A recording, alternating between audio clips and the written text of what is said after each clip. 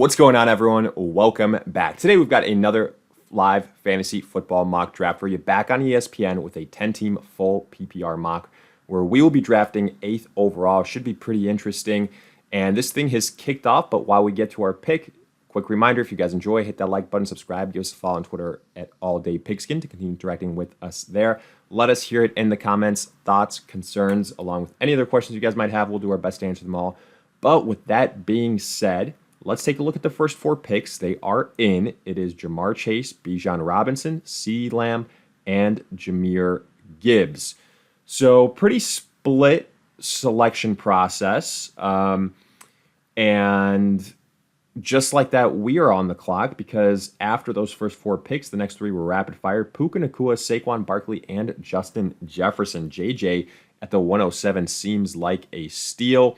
And, you know, I think Puka Nacua at the 105 is a little bit of a reach. I think what I'm going to do here is let's go with, for example, an Ashton Genty, a running back, and then maybe we can land a Nico Collins in the second round, something like that.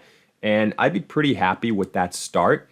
If Nico Collins gets nabbed up, you know, I think we'll probably have a chance at an Amon-Ra or a Malik Neighbors, more than likely, unless, you know, 3 out of these 4 picks are those guys in particular.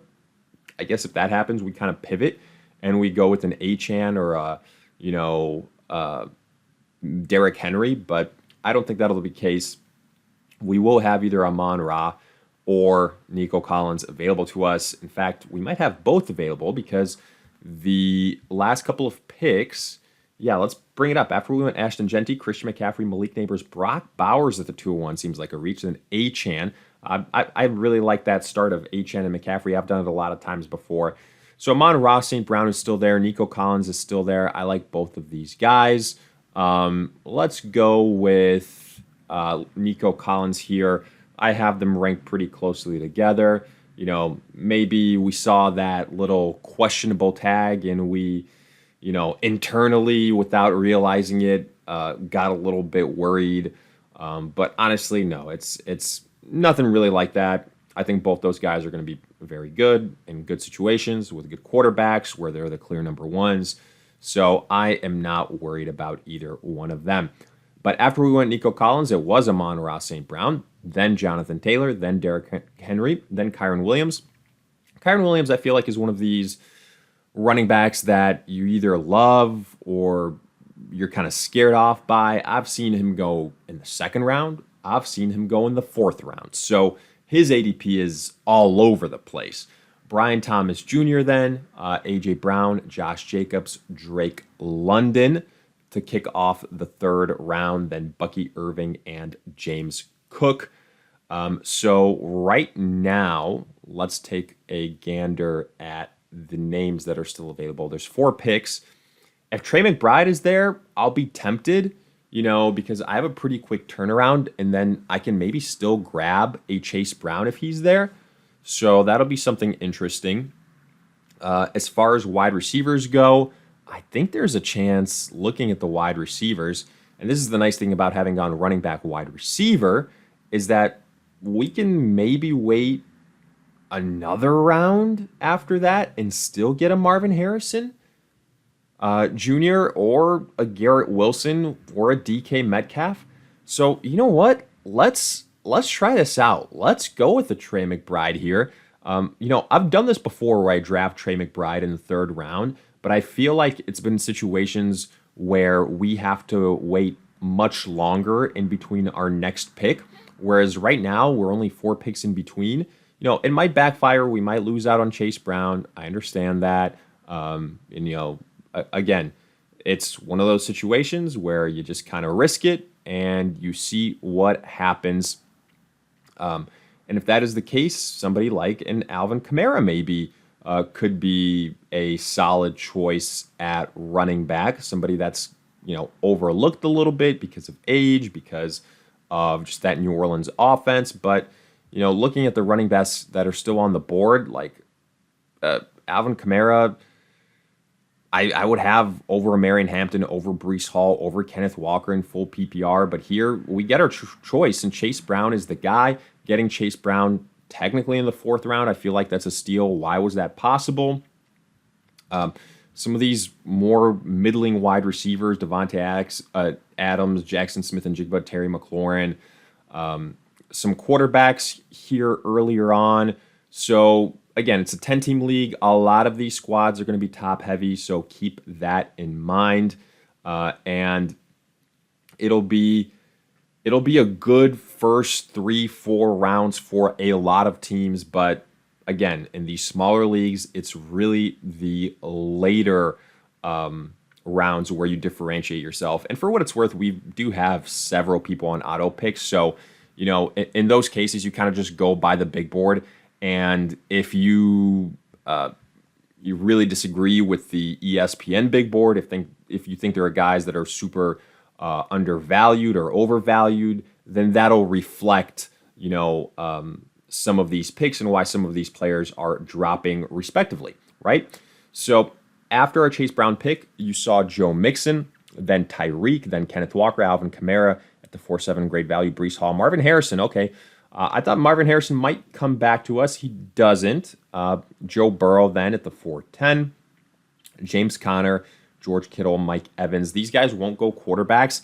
Like, there's a world where we can land Jalen Hurts in the 5th, and that would be pretty sexy. Not going to lie to you guys. Devonta Smith just went. Garrett Wilson just went. Yeah, okay, well, probably a long shot of having Jalen Hurts get to us. But instead, there's other guys that I still like, namely a DK Metcalf here as our number 2 wide receiver opposite Nico Collins. Got Aaron Rodgers. He's the number 1 over there. So, hey, I like that for us. RJ Harvey, Rashee Rice, Xavier Worthy, and Sam Laporta now were the next couple of picks. Marion Hampton, you guys know that I'm not the biggest Hampton believer. Right now, I mean, I guess at this point, DJ Moore becomes a good value. I'm looking at some running backs. We could go with the Monty here. I think that wouldn't be the worst thing in the world. Get another running back. I mean, we're still going to have, very viable guys in the 7th round as well, the way this thing is shaping up. DJ Moore is I will say, a steal at this point in time. But the only reason I personally didn't select him, because you guys know that I just have Rome Odunze as my preferred Chicago Bears wide receiver.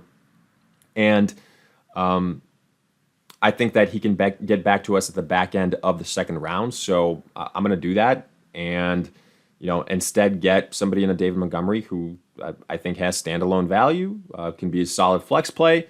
So, also some running back depth. I don't mind all of those things one bit. Now, yes, would I have preferred, somebody like a RJ Harvey because of standalone value? Probably. Would I have preferred somebody like a Chuba Hubbard? Yes. Jalen Hurts if they had gotten back to me in that end of the 5th round. But it is what it is. I think our first 5 picks through the first 5 rounds were really, really excellent. So I like the way this thing is panning out. And I was right. I believe Rome Odunze is still there. I'm going to draft him here. I think Montgomery and Odunze could very well be interchangeable. So we go with that. Next, maybe we can go with another high upside like home run hitter in a Jameson Williams. So let's do that. Our quarterback at this point in time, we've kind of punted on that position, if you will. So we can continue to just wait. And again, like this is, I continue to point it out, this is the downside of going a tight end in the 3rd round, or really in the 2nd or 3rd round, anywhere in the early first 3 rounds, because instead of a Trey McBride, we could have gotten, let's look at the names, right? Instead of a Trey McBride, where are we? We could have gotten a Alvin Kamara. We could have gotten a Joe Burrow or what? No, the quarterbacks aren't a good example. But, those high-end running backs or wide receivers that were still left. So we could have had a JSN, a Devontae Adams, for example, a Garrett Wilson. But Again, it's all give and take, right? Because getting the positional advantage in a 10-team league also helps out because a lot of the teams are going to be top heavy. So having a difference maker there will mean something. Here, I feel like I can take a chance on a Chris Olave, given what my squad looks like right now, and be pretty okay. Let's see if there's anything at running back that I need. Not necessarily. So yeah, let's take a chance on Chris Olave here. If he doesn't have his head fall off this season, then hey, he might be pretty good value, right?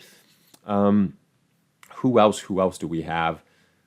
Tyrone Tracy, Cam Scatterboot. Let's look at the quarterbacks now. Caleb Williams, Justin Fields. Those feel like the highest upside guys. I guess we can go with a Caleb Williams. If you believe Odunze is going to break out, then you probably believe Caleb Williams is going to break out, or, that holds for a DJ Moore, that holds for, those wide receivers. If you feel that way about Caleb Williams, let's add Caleb Williams here for the sake of, unless, again, there's somebody that's really, really good that's still available. Chris Godwin. Damn, Chris Godwin's still there. You know what? I'm going to keep loading up on these guys that I think are here way too late for their own good. I think we're going to be in the territory of kickers and defenses, though, probably coming up. And so that means I'll probably do one last pick in the 11th round and kind of call it quits. But yeah, we go with Chris Godwin in the 10th round. Seems like pretty good value. Jalen Warren, Keon Coleman, Evan Ingram, Agbuka, Tyrone Tracy, Brian Robinson. And then at quarterback, we will go with one of those guys that I mentioned before. But, kind of just recapping the squad, right? Like we got Genty, we got Chase Brown, David Montgomery. I feel good about that trio, especially the first two names. Then we got Nico Collins, a solid guy to hold down the top wide receiver spot. DK Metcalf, who I like. And if Aaron Rodgers' experiment doesn't work out, Odunze, Williams, Olave, and Godwin all on our bench. And obviously Trey McBride at tight end. So I actually really like the squad. Let's get a quarterback to complement it. Yeah, let's just have it be Caleb Williams, and that will be the team. So let me know your guys' thoughts. I'd give it a decent B grade, a potential B plus, A minus type of situation. If you guys enjoyed, hit that like button, subscribe, give us a follow on Twitter at AllDayPigskin to continue interacting with us there. But in the meantime, we'll see you guys in future videos.